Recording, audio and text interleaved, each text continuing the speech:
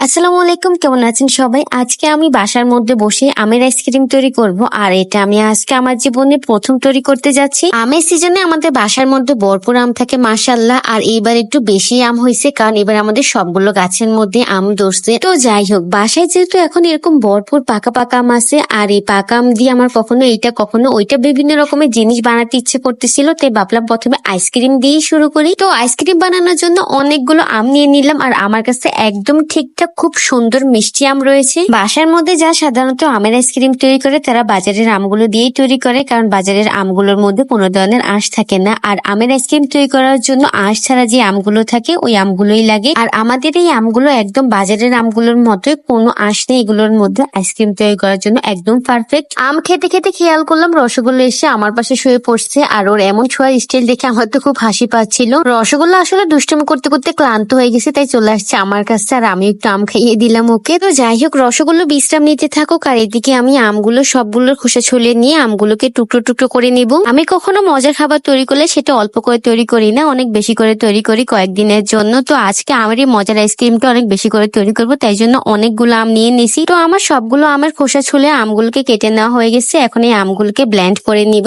আজকের এই আমের আইসক্রিমটা তৈরি করার জন্য মাত্র 2টি উপাদান ব্যবহার করব। আর এই যে আমগুলো কিন্তু খুব সুন্দর করে ব্লেন্ড হয়ে গেছে। আজকের এই আমের আইসক্রিম তৈরি করার জন্য 2টি উপাদানের মধ্যে প্রথম উপাদান ছিল আম, আর আরেকটি উপাদান হচ্ছে কনডেন্স মিল্ক। এই ব্লেন্ড করা আমগুলোর মধ্যে আমি অনেক বেশি পরিমাণে কনডেন্স মিল্ক দিয়ে একটু পানি দিয়ে সবকিছুকে খুব সুন্দর করে মিক্স করে নিলাম। সবগুলো জিনিস ব্লেন্ড করে নেওয়ার পর এটা দেখতে কিন্তু খুব সুন্দর দেখা যাচ্ছে, তাই না? এখানে কিন্তু চিনি ব্যবহার করা যেত, কিন্তু আমাদের আমগুলো অনেক মিষ্টি আর কনডেন্স মিল্কও অনেক মিষ্টি থাকার কারণে আর চিনি দেওয়ার প্রয়োজন পড়ে নেই। তো আমার আইসক্রিমের মিশ্রণগুলো তৈরি করা হয়ে গেলে এরপর আইসক্রিমের শেপ দেওয়ার জন্য আমি একটা আইসক্রিমের মল নিয়ে নিলাম। আইসক্রিম জমানোর জন্য যে কোনো পাত্রে ব্যবহার করা যেত, কিন্তু আসলে আইসক্রিম দেখতে যেরকম হয় ওইরকম দেখানোর জন্য এই যে আমি এরকম শেপের একটা মল নিয়ে নিলাম। এটা দেখতে খুব সুন্দর হবে এবং আমার নিজের কাছে খুব আনন্দ লাগবে যে আমি বাসায় আইসক্রিম তৈরি করে ফেলছি। তো যাই হোক, আমার মিশ্রণগুলোকে এই মলের মধ্যে খুব সুন্দর করে নিয়ে নিচ্ছি। বাসার মধ্যেও যে এত সুন্দর এত সহজ করে সবকিছু তৈরি করা যায়, আসলে সেটা তৈরি না করে দেখলে বোঝাই যায় না। এই যে কত সুন্দর সহজ ভাবে আমি আমের আইসক্রিমটা তৈরি করে নিলাম।